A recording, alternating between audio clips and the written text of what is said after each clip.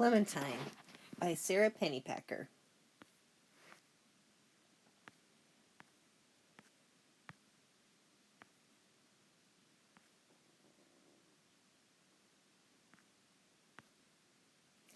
Chapter 1.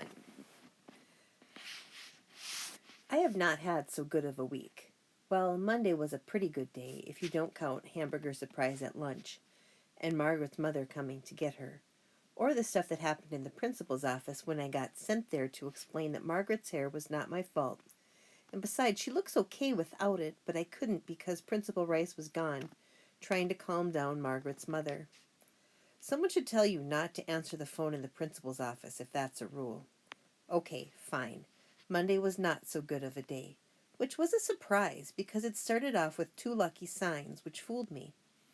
First, there were exactly enough banana slices in my cereal, one for every spoonful.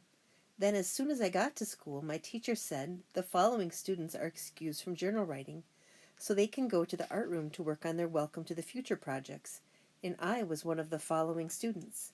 So instead of having to think up things to write in my journal, which I hate, I got to glue and paint stuff, which I love. Margaret was in the art room too. When I sat down next to her, she threw herself across the Princess from the Future mask she was gluing sparkles onto. Remember the rules, she warned. Margaret is in 4th grade, and I am in 3rd. She thinks that makes her the boss of me. I hate Margaret's rules. You can't touch my stuff, she said, which she always says. Why, I said, which I always say. Because it's the rule, Margaret said, which she always says. Why, I said. Because you can't touch my stuff, she said. And then I pointed out the window, which wasn't exactly lying because I didn't say there was something out there. While Margaret was looking out the window, I accidentally touched her mask. Twice. Okay, fine. Then I got busy working on my project, so I wouldn't have to hear any "Clementine, pay attentions." Except I did anyway, which was unfair, because each time I was the only person in the whole art room who was paying attention, which is why I could tell everyone right in the middle of the Pledge of Allegiance that the janitor lady was sitting in the janitor's car, that the lunchroom lady was sitting in the janitor's car, and they were kissing again. No one else saw this disgusting scene, because no one else was paying attention out the window. And after that, when it was my turn to pass around the stapler, I could tell everyone that the art teacher's scarf had an egg stain on it that looked, if you squinted, exactly like a pelican, which nobody else had noticed. "Clementine, you need to pay attention," the art teacher said one more time. And just like the other times, I was paying attention. I was paying attention to Margaret's empty seat. Margaret had been excused to go to the girls' room, and when she left, she had scrunched up "don't cry" eyes and a pressed down "don't cry" mouth, and she had been gone a really long time, even for Margaret, who washes her hands one finger at a time. "I need to go to the girls' room," I told my teacher, and that's where Margaret was, all right. All right, curled up under the sink with her head on her knees. "Margaret," I gasped, "you're sitting on the floor." Margaret hitched herself over to the side a little so I could see. She'd placed a germ-protective layer of paper towels under her. "Still," I said, "what's the matter?" Margaret pressed her head down harder into her knees, which were all shiny with tears. She pointed up. Lying on the sink next to a pair of do not remove from the art room scissors was a chunk of straight brown hair. Uh-oh. "Come out, Margaret," I said. "Let me see." Margaret shook her head. "I'm not coming out until it's grown back." "Well, I think I see a germ crawling up your dress." Margaret jumped out from under the sink. She looked at herself in the mirror and began to cry again. "I got glue in my hair," she sobbed. "I was trying to cut it out." Margaret's hair was halfway down her back long. It was hard not to notice the whole part over her left ear was missing. "Maybe if we evened up a chunk over your right ear," I suggested. Margaret wiped her eyes dry and nodded. She handed me the scissors. I cut. We looked back in the mirror.